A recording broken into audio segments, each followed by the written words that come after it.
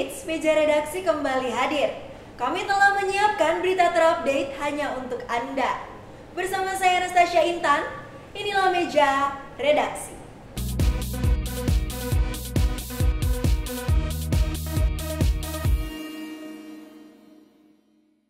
Ultimates Indonesia Writers Festival atau biasa dikenal IWF kembali hadir tahun ini.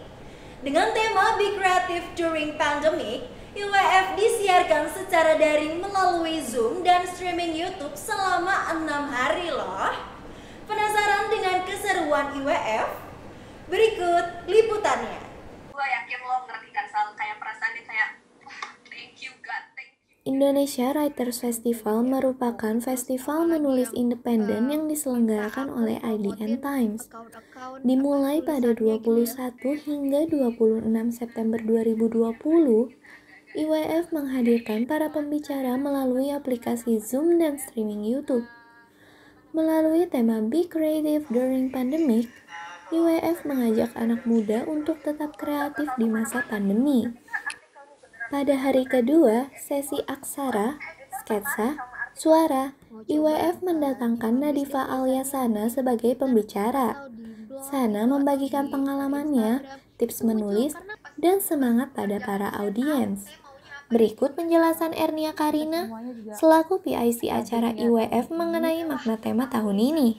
Kita pengen menceriakan kembali 2020 gitu. Di tengah pandemi seperti ini pasti ada hal-hal yang bisa kita ada hal-hal baru yang bisa kita pelajari. Selanjutnya pada hari kelima sesi Editor Talk, terdapat 6 editor IDN Times yang menjadi pembicara. Mereka memberikan tips menulis artikel yang baik dan benar. Berikut harapan untuk audiens dari Victor Yuda selaku editor IDN Times. Semoga kedepannya ya akan lebih banyak teman-teman yang berani untuk menulis, jadi nggak sekadar jadi penikmat atau pembaca aja, tapi juga bisa lebih kreatif lagi.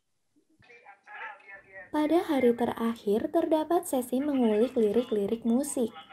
Nadine Amiza dan Sal Priadi sebagai pembicara mengatakan bahwa untuk menulis lirik lagu diperlukan sensitivitas imajinasi terhadap kata-kata.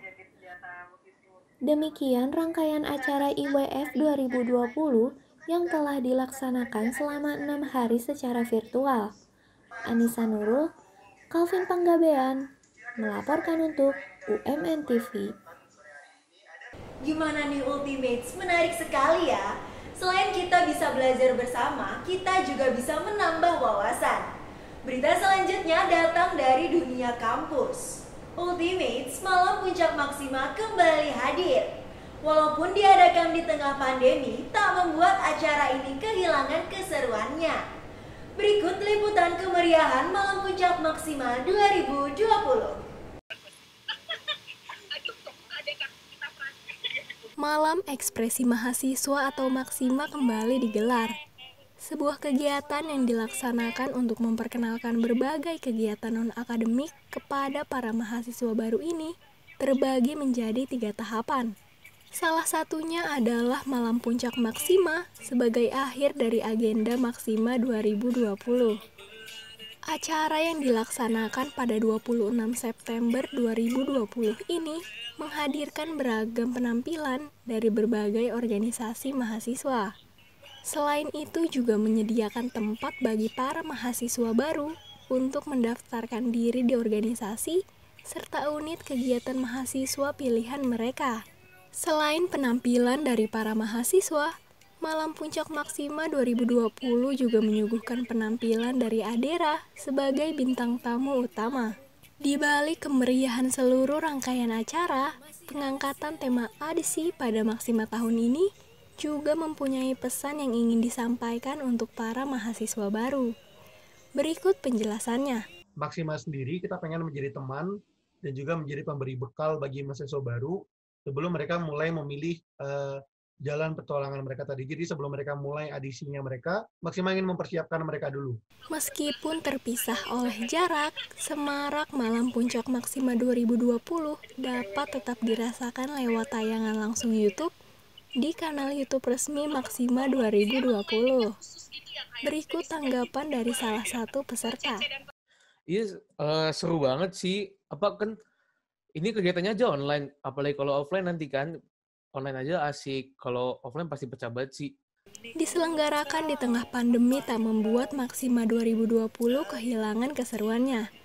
Berbagai persiapan yang telah dilakukan membuahkan sebuah acara yang tak kalah meriah. Fauzia Naomi, Theophilus Febri, melaporkan untuk UMN TV. Wah, ternyata walaupun acara Maxima diadakan secara virtual, namun tidak mengurangi keseruan acaranya. Beralih ke berita selanjutnya. Kesehatan jantung merupakan hal penting bagi kehidupan kita. Hari Kesehatan Jantung Sedunia diadakan setiap tahun dengan berbagai informasi yang menarik. Penasaran dengan Hari Kesehatan Jantung tahun ini? Berikut liputannya. Jantung adalah organ vital yang terdiri dari kumpulan otot dan berfungsi memompa darah ke 29 September diperingati sebagai Hari Jantung Sedunia loh, Ultimate. Hari Jantung Sedunia merupakan peringatan mengenai betapa pentingnya kesehatan jantung.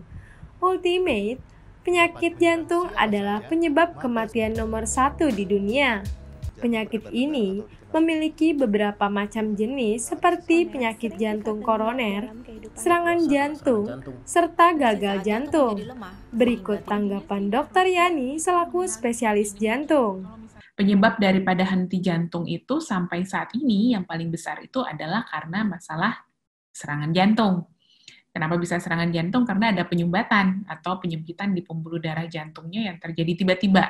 Sehingga aliran darahnya terhalang, otomatis otot jantung yang fungsinya sebagai pompa nggak bisa bekerja karena nggak ada pasokan aliran makanan. Ultimate, ternyata penyakit jantung dapat ditangani dengan pola hidup yang sehat, serta rutin check-up kesehatan. Setidaknya di atas 18 tahun, kita sudah melakukan pemeriksaan kesehatan jantung. Pemeriksaan tekanan darah, kalau tensinya normal, di bawah 120/80, setiap 5 tahun sekali. Tapi kalau misalnya di atas 140, mungkin pemeriksaan tekanan darah itu kita lakukan sebulan sekali. Namun, kabar baiknya, penyakit jantung dapat dicegah loh, Ultimate. Langkah pertama yaitu hindari merokok. Merokok merupakan faktor yang paling signifikan karena memicu penyakit jantung. Yang kedua, yaitu perhatikan kadar kolesterol. Kadar kolesterol yang terlampau tinggi juga menyebabkan serangan jantung. Selanjutnya, yaitu rajin berolahraga setidaknya 30 menit sehari, tidur yang cukup, serta mengkonsumsi makanan yang sehat berupa biji-bijian, buah, sayur, serta kaya omega 3. Corina Indika Gandhi, Puspita Wulandari, melaporkan untuk UMN TV. Ultimates, jangan kemana-mana, karena meja redaksi akan kembali hadir sesaat lagi.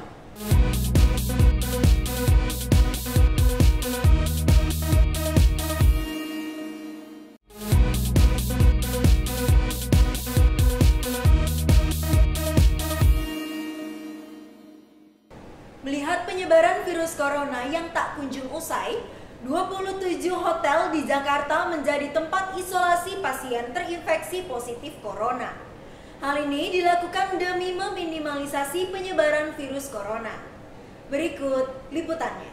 Yang tingkat kasus terkonfirmasi positifnya mengalami Sekretaris Jenderal Perhimpunan Hotel dan Restoran Indonesia atau PHRI, Maulana Yusran menyatakan 27 hotel resmi menjadi tempat untuk isolasi mandiri orang tanpa gejala atau OTG COVID-19. Tujuan dari diresmikannya hotel tempat isolasi mandiri orang tanpa gejala ini bertujuan agar pasien tidak melakukan isolasi mandiri di rumah, di mana hal tersebut dapat berpotensi menular di lingkungan keluarga dan sekitarnya. Hotel yang akan dijadikan sebagai tempat isolasi tersebut merupakan Hotel Bintang 2 dan Hotel Bintang 3 yang tersebar di beberapa lokasi daerah Jakarta. Maulana Yusran juga menyatakan bahwa hotel yang akan menjadi tempat isolasi bagi pasien COVID-19 tanpa gejala ini mendapat pelatihan dari Kementerian Kesehatan atau Satuan Tugas Penanganan COVID-19. Pelatihan tersebut meliputi beberapa hal yang harus dilakukan dalam penanganan pasien dan tetap memperhatikan protokol kesehatan. Jumlah kamar hotel yang akan menjadi tempat isolasi terdapat 3.700 kamar yang tersedia. Dengan begitu, kamar sudah melebihi permintaan dari pemerintah dengan jumlah permintaan 3.000 kamar. Jumlah kamar hotel di tiap lokasi daerah Jakarta bervariasi. 11 hotel dengan 1.605 kamar di wilayah Jakarta Pusat, 5 hotel dengan 557 kamar di Jakarta Selatan, 4 hotel dengan 587 kamar di Jakarta Timur, 5 hotel dengan 602 kamar di Jakarta Barat, 2 hotel dengan 360 kamar di Jakarta Utara. Dengan adanya 27 hotel yang menjadi tempat isolasi mandiri tersebut, maka akan meminimalisir penyebaran virus corona dan mengurangi rasa khawatiran akan terpaparnya virus corona di lingkungan masyarakat. Arik Arila Putra, Anastasia Intan melaporkan untuk UMN TV. Melihat perkembangan virus corona di Indonesia yang terus meningkat, kita berharap agar pandemi ini cepat berakhir. Namun, Ultimates tidak perlu khawatir, walaupun pandemi saat ini mengharuskan kita tetap berada di rumah dan membuat kita merasa bosan, meja redaksi telah menyiapkan 5 rekomendasi game yang cocok untuk kalian mainkan selama di rumah aja. Ini dia game recommendation by meja redaksi. Hampir tidak dipungkiri bahwa secara kolektif, kita telah berada dalam kinerja pemerintah dan masyarakat. Semenjak adanya pandemi COVID-19, berbagai kegiatan harus dilakukan di rumah. Hal ini tak jarang membuat kita merasa lelah dan bosan. Untuk mengusir rasa bosan, banyak cara yang dapat kita lakukan. Salah satunya, bermain game. Berbagai jenis permainan disuguhkan untuk mengurangi rasa bosan, mulai dari yang mudah hingga yang menantang. Meja redaksi hadir untuk memberikan rekomendasi game yang bisa Anda mainkan selama di rumah. Ultimates, siapa yang tak kenal dengan Among Us? Game satu ini sedang ramai dimainkan di Indonesia, karena permainan ini bisa menguji kekompakan dan kejujuran kalian loh Ultimates. Antusiasme publik membuat game ini telah diunduh sebanyak 41 juta kali pada bulan September. Bahkan, Najwa Shihab juga dibuat penasaran dengan game ini. Dengan latar belakang pesawat luar angkasa dan karakter yang lucu, game ini berhasil menggait para pencinta game. Dalam permainan ini, para pemain akan memiliki peran yang dibagi menjadi dua, yaitu impostor dan crewmate. Crewmate bertugas untuk menyelesaikan misi dan melindungi pesawat, sedangkan impostor harus berhasil membunuh dan mengelabui crewmate agar bisa menguasai pesawat. Permainan ini terbilang cukup mudah dan seru, terutama jika dimainkan bersama teman-teman dan keluarga. Ultimates, bagi kalian yang suka tantangan dan strategi, PlayerUnknown's Battlegrounds atau PUBG adalah pilihan yang tepat. Terinspirasi dari novel Jepang berjudul Battle Royale, dalam game ini pemain diminta untuk membentuk tim maksimal 4 orang dan diminta untuk menyusun strategi penyerangan dan perlindungan secara tepat. Nantinya akan terdapat zona yang semakin menyempit dan membatasi ruang gerak pemain. Tim yang berhasil bertahan akan menjadi pemenangnya. Buat kalian yang ingin permainan sederhana, Wormzone.io adalah salah satunya. Permainan yang dikenal dengan game cacing ini sangat populer di tahun 90-an dan kembali populer di tahun 2020. Untuk memenangkan permainan ini, Anda harus menjadi cacing terpanjang dan terbesar selama permainan berlangsung.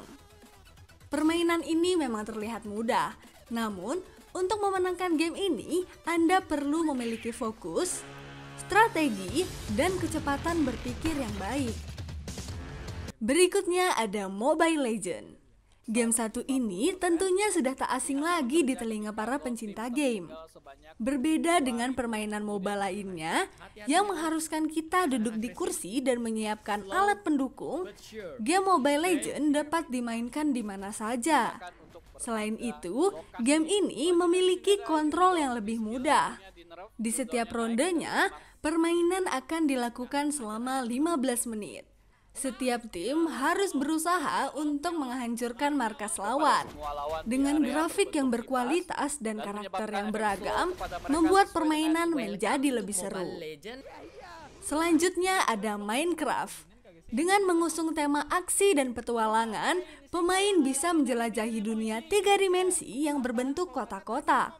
Permainan ini memiliki beberapa mode seperti survival, adventure, kreatif, dan multiplayer.